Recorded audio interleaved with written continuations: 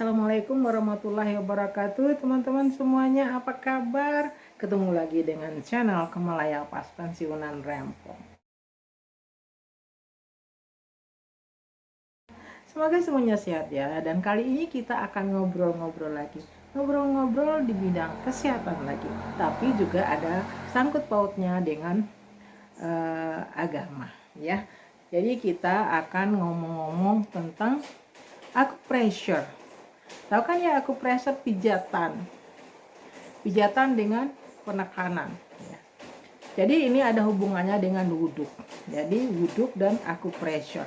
Ada pepatah ya mengatakan bahwa tuntunlah ilmu sampai ke negeri Cina ya. Jadi acupressure berasal dari Cina. Jadi itu adalah merangsang simpul-simpul saraf. Kalau kita lihat ternyata gerakan-gerakan wudhu itu ada hubungannya dengan acupressure, penekatan dengan simpul-simpul saraf. Jadi di muka kita, di kepala kita, di tangan kita, di lengan, semua adalah simpul-simpul saraf. Itu mensarafi bagian-bagian tertentu dari tubuh kita. Coba kita mulai dengan cuci tangan ya. Jadi ini bukan hanya berhubungan dengan simpul-simpul saraf, tetapi juga berhubungan dengan terapi yang lain. Jadi dengan kebersihan, dengan pembersihan organ tubuh kita sehingga bakteri-bakterinya bisa dikurangi atau dikeluarkan. Contoh ya, cuci tangan. Kita gerakan pertama dari wudhu adalah cuci tangan. Walaupun cuci tangan bukan wajib wudhu tapi sunnah ya. Tapi seperti kita ketahui sekarang ini zaman COVID, kita dianjurkan cuci tangan. Jadi orang-orang yang udah biasa sholat sekurang-kurangnya sehari 5 kali dia cuci tangan dalam rangka wudhu. Jadi dengan cuci tangan kita membersihkan segala kotoran yang ada di sini. Juga gerakannya itu ini semuanya adalah merangsang sistem saraf. Kita cuci tangan begini, ya kan? Ini adalah saraf-saraf kita semua di sini. Itu juga akan terangsang dengan cuci tangan. Apalagi ada percikan dari air dingin. Jadi kita kan dianjurkan wudhu dengan air dingin, itu juga akan membantu merangsang saraf-saraf kita. Maaf ya, lagi hujan. Kemudian gerakan yang kedua adalah kumur-kumur, ya kan? Kumur-kumur ini coba mulut kita ini penuh dengan bakteri penyakit. Dengan berkumur-kumur kemudian dibuang, maka itu juga akan membersihkan mulut kita ya.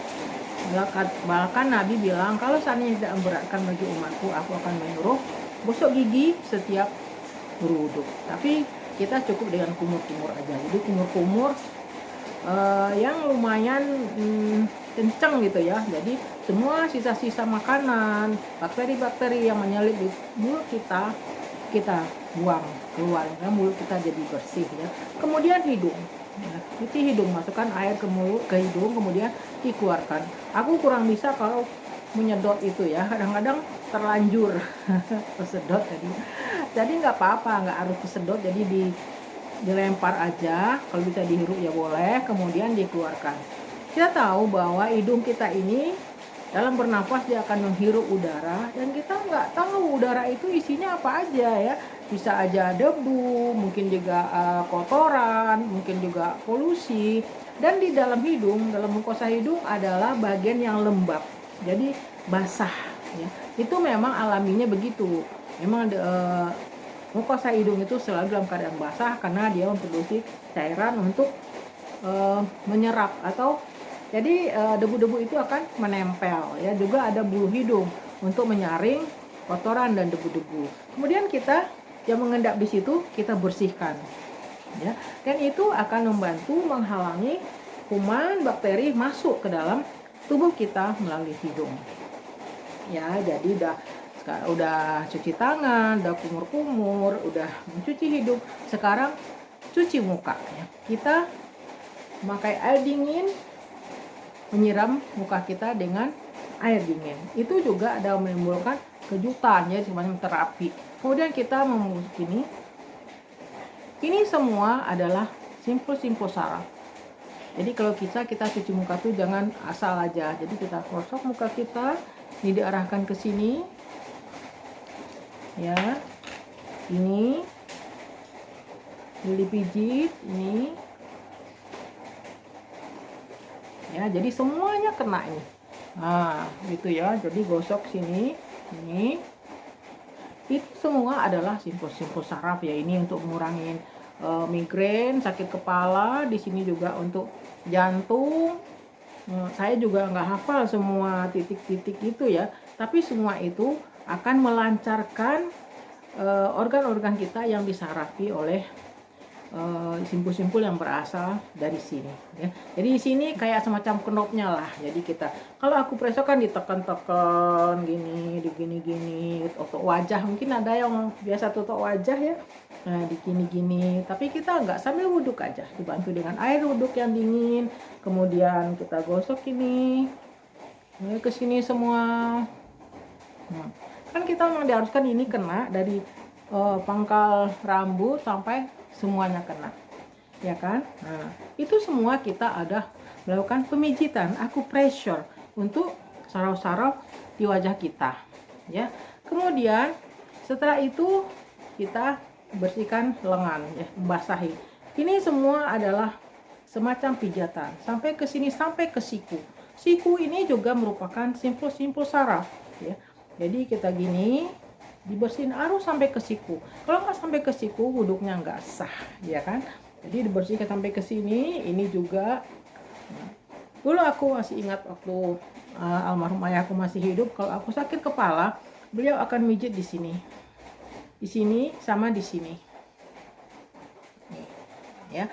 Jadi sambil kita wuduk itu kan pasti begini, ya kan? Ini semua kepijit. Dan itu masing-masing 3 kali loh. 3 kali ya kan, 3 kali kiri kanan, 3 kali kiri ya. Kemudian lagi kepala.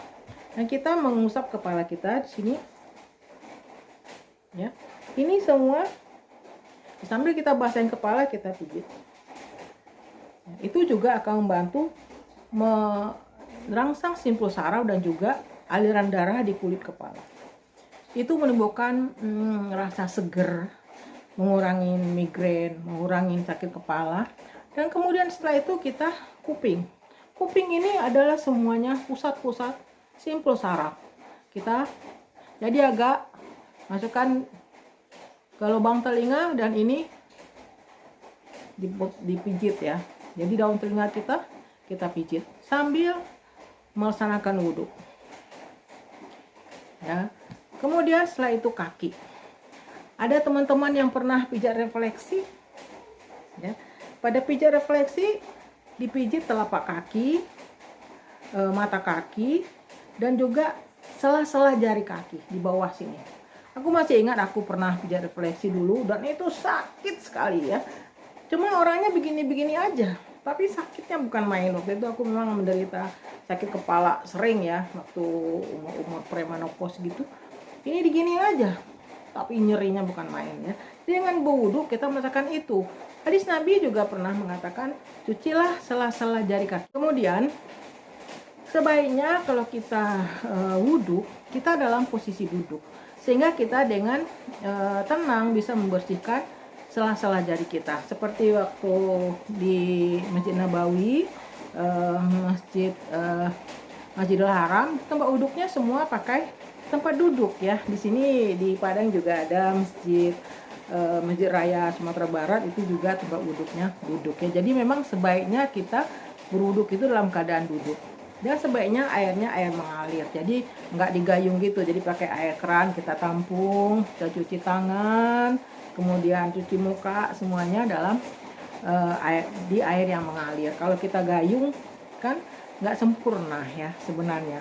Dan juga kalau kita berdiri sambil berjongkok gitu nyuci masing-masing sebelah kaki, itu juga nggak sempurna. Apalagi orang yang gendut kayak aku ya, dan mungkin ada gangguan dari sendi dan nggak bisa berdiri lama dengan sebelah kaki ya. Jadi sebaiknya duduk. Jadi dengan itu simpul-simpul saraf banyak sekali yang kita pijit dalam melakukan wudhu. Dalam Islam, wuduk juga disunahkan sebelum tidur. Ternyata wuduk itu dapat mengurangi insomnia. Jadi kalau orang yang susah tidur, kalau wuduk sebelum tidur, insya Allah tidurnya akan mudah ya. Jadi itu merupakan pengobatan, salah satu pengobatan dari insomnia. Di insomnia itu adalah penyakit susah tidur. Dan ada lagi sesuatu yang tersirat ya. Kalau misalnya orang wudhu kan harus bersuci dulu. Biasanya kita kalau mau wudhu bersuci dulu ya kan. Jadi kalau berwudhu sebelum tidur, jadi kalau misalnya melakukan hubungan suami istri, kita dalam keadaan udah bersih ya. Ternyata bersuci itu akan mengurangi resiko penyakit kanker leher rahim. Karena kanker leher rahim itu dibawa oleh virus. Virus itu akan bersih kalau kita bersuci. Biasanya yang laki-laki membawa virus masuk ke dalam organ perempuan, sehingga itu akan merangsang terjadinya kanker leher rahim. Jadi kalau misalnya harusnya orang Islam ini ya terhindar dari penyakit kanker leher rahim ya. Jadi mungkin ada yang lupa bersuci atau lupa berwuduk ya sebelum berhubungan, maka terjadilah seperti itu. Jadi kita makin sadar bahwa agama itu, ajaran Allah itu benar-benar sempurna dan benar-benar menimbulkan memberikan hal-hal yang positif untuk kesehatan umat manusia. Dalam bidang emosi, wudhu juga akan menurunkan emosi. Jadi kalau orang lagi kesel, lagi marah, kalau dia berwudhu ya sambil dia membersihkan, mendinginkan muka, kepala, dan memijit saraf-saraf yang ada di muka dan kepala, dia akan merasa rileks. Ya. Makanya orang yang lagi marah disuruh berwudhu supaya jadi lebih tenang. Jadi semua yang diperintahkan Allah ternyata itu semua adalah untuk kebaikan manusia. Dulu orang nggak tahu cuci muka ya, ternyata itu semua ada hikmahnya ya. Jadi pelan-pelan kemarin kita udah memberikan terapi sujud, sekarang terapi wudhu. Mungkin nanti semua gerakan-gerakan sholat itu semua ada hikmahnya. Duduk antara dua sujud semuanya ada ya. Kita akan pelajari sedikit demi sedikit, dan saya juga bukan ahlinya. Saya dokter umum, jadi bukan ahlinya mengenai saraf dan juga bukan nggak mengetahui banyak tentang agama, tapi sedikit banyak kita mengambil hikmah dari situ. Jadi kita pelajari hal-hal yang memberikan manfaat yang tanpa kita sadari kita udah melakukan hal-hal yang untuk kepentingan dari tubuh kita. Tapi dengan syarat semua dilakukan seperti yang diperintahkan oleh agama, gerakannya, jadi nggak ngasal. Nggak begitu ya kan, ada juga orang wudhu lempar habis itu itu nggak sampai tujuannya ya. Juga kaki siram udah ya, udah siram ini lengan nggak tahu sampai ke lutut apa, sampai ke siku apa enggak. Jadi kita kan pelan-pelan kita cuci tangan pelan-pelan ya, ini di sela-sela jari. Dan COVID sekarang juga nyuruhnya cuci tangan kan sampai begini-begini ya semuanya. Nah, dalam agama itu jauh belum ada COVID, tapi udah diajarkan cara cuci tangan yang benar ya. Jadi kita cuci tangan, dibersihkan semuanya. Selesai itu sebenarnya adalah acupressure, pemijitan ya sampai ke pergelangan.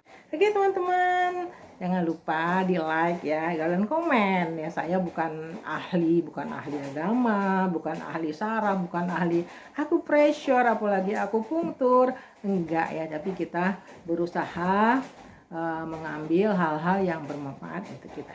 Oke, sampai ketemu lagi. Assalamualaikum warahmatullahi wabarakatuh.